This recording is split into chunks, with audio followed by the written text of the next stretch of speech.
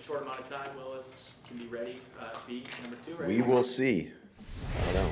We'll see how it goes today, and I know he's a pretty smart guy. We've had an opportunity to meet with him, and it's not like you're getting a rookie in here. He does have, obviously, a foundation, and it's just, translating what he's learned in the past and, putting it into our terms and then coaching him on the run. So there's a lot of work to be done between now and when we have to play our game, but we'll see where he is at that moment and make the best decision for our football team. I know you brought in guys like almost every week they have to learn on the fly. How do you get a kicker up to speed quickly? That's not a question for me. I don't have to worry about that. Kick the ball. No, I think. Oh, I thought you said kicker. Well, maybe I did. Right. I'm running about kickers before you came in. Did he not say kicker? Okay, I was like, kick it. Yeah, the QB. It's definitely a little bit more of a challenge than a kicker. Yeah, that's a great question. I mean, again, we're throwing a lot at him today. We'll see how he responds, but he's a very intelligent guy. The one thing I'll tell you is, just in talking with him, there was some similarities with what he first learned when he got in the league, when Todd Downing was the OC there in Tennessee, because the offense went from myself to Arthur Smith to Todd Downing. So there was a little bit of crossover there in terms of some of the terminology and some of the things that they were asking him to do. And it's just he's going to have to, reframe it in terms of a lot of these teams are doing a lot of similar things. You just might call it something different. So it's like learning a new language.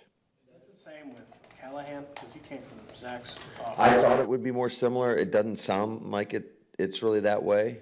Obviously Zach and I worked together in LA with Sean and then Callahan working with Zach the last, 5 years in Cincinnati, and but it doesn't sound like it sounds like it's a little bit different.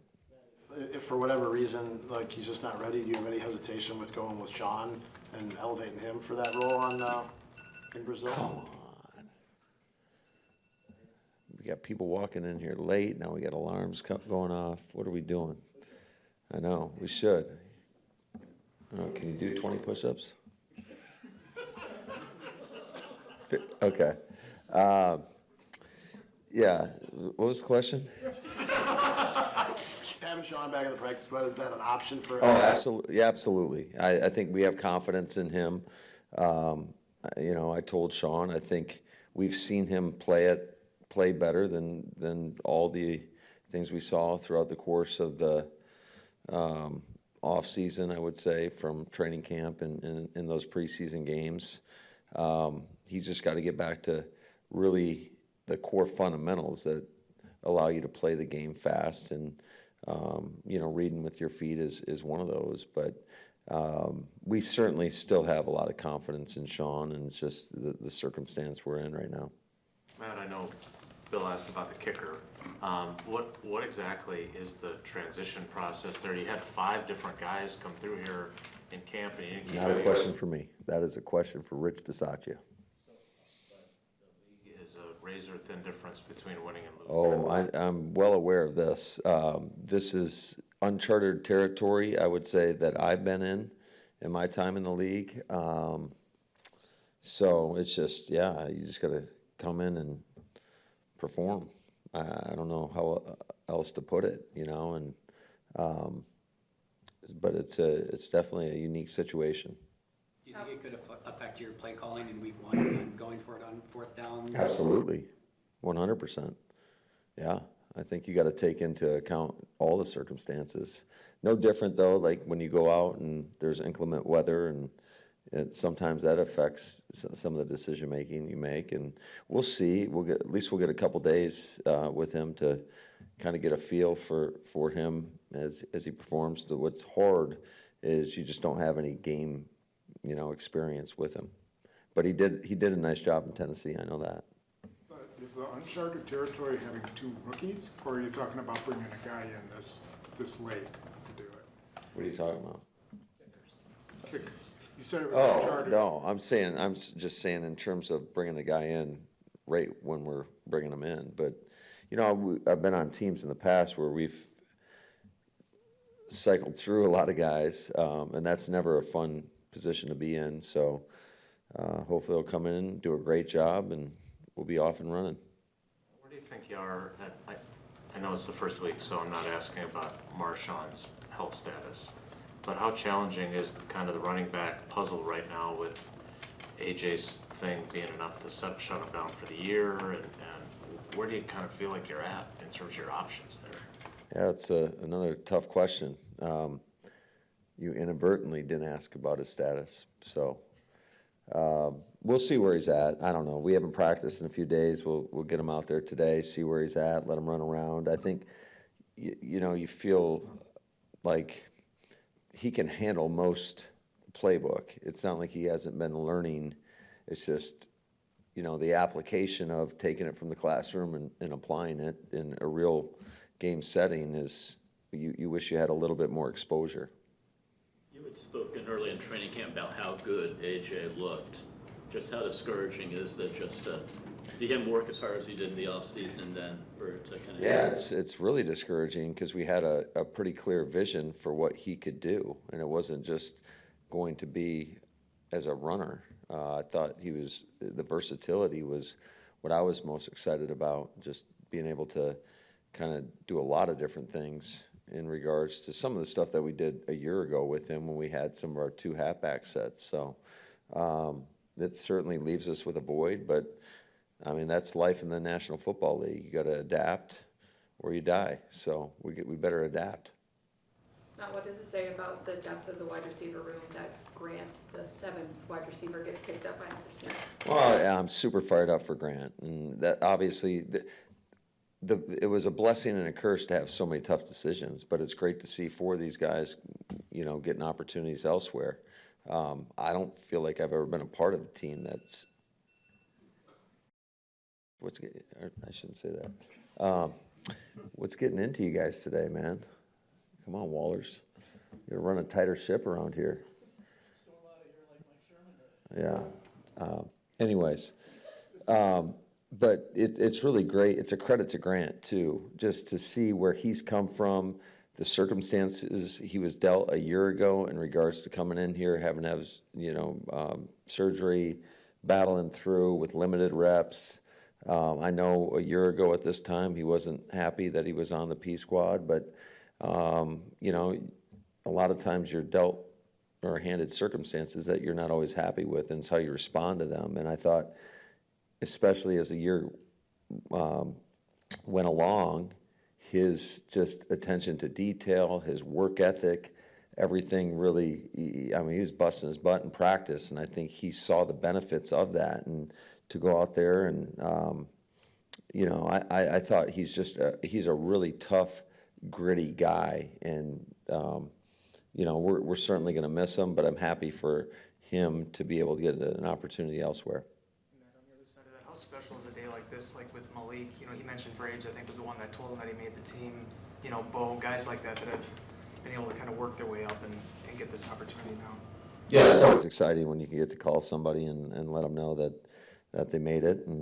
But you can't take it for granted either. You know, with this league, it's what have you done for me lately? And you got to continue to work and grind and keep your spot.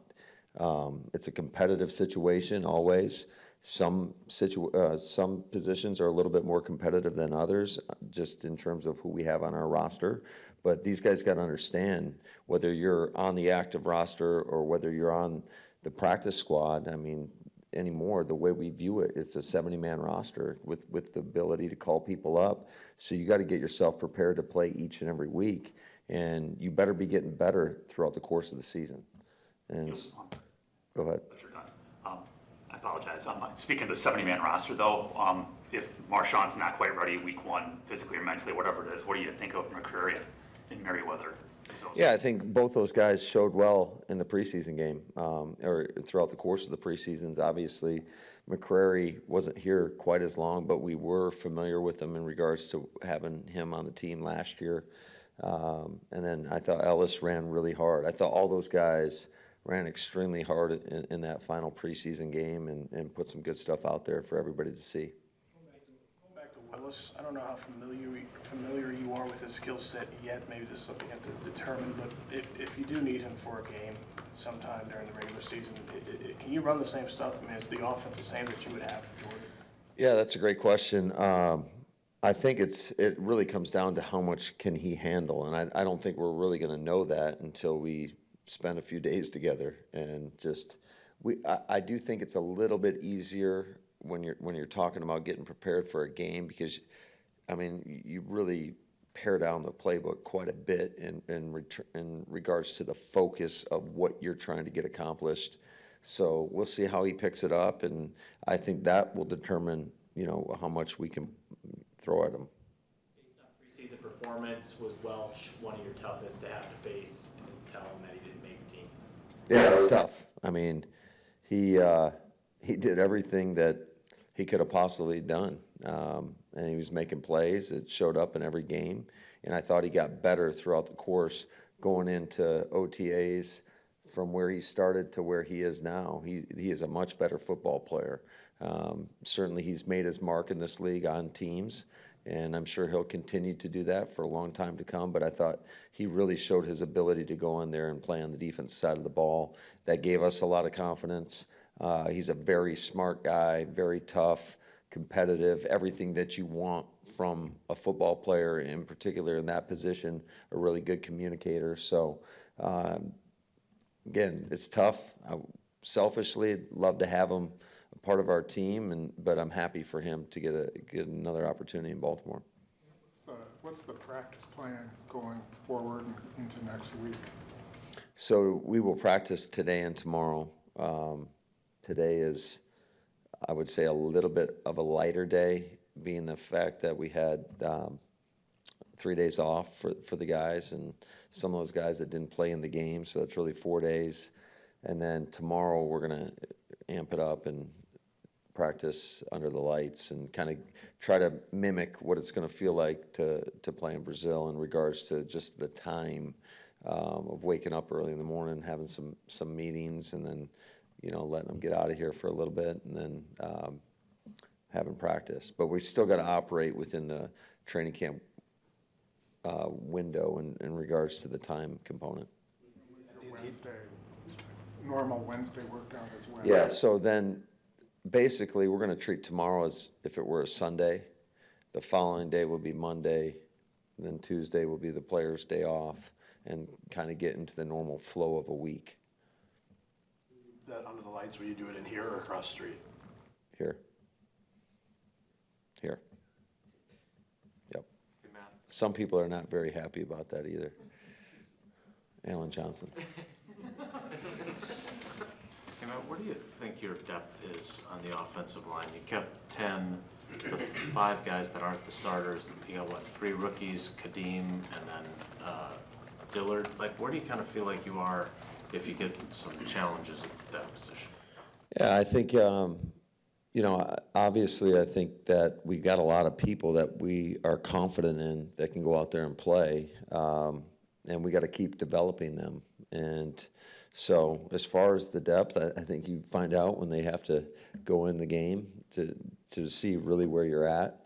Certainly with some of the guys like Jordan Morgan just not being available the last couple of weeks, that's kind of hurt us, I would say. It's hurt him, and it's hurt our football team, so it'll be good to get him back out there. 2 more, please. Matt, you obviously know, or at least have a pretty good idea what this defense is capable of, but you didn't show a lot in either of the joint practices. Is that fair to say? Are you kind of excited? Maybe, maybe not.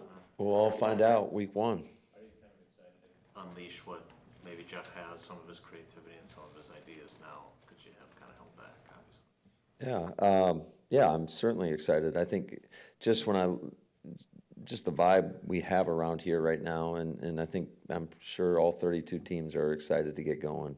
But I do think that I've been really excited about our whole defensive staff. I think they're they've got a great rapport with our guys. I think they're excellent teachers, and I think we got some talented guys on that side of the ball. So I'm just excited to see how everything comes together and how we perform, not only week 1, but throughout the course of the season.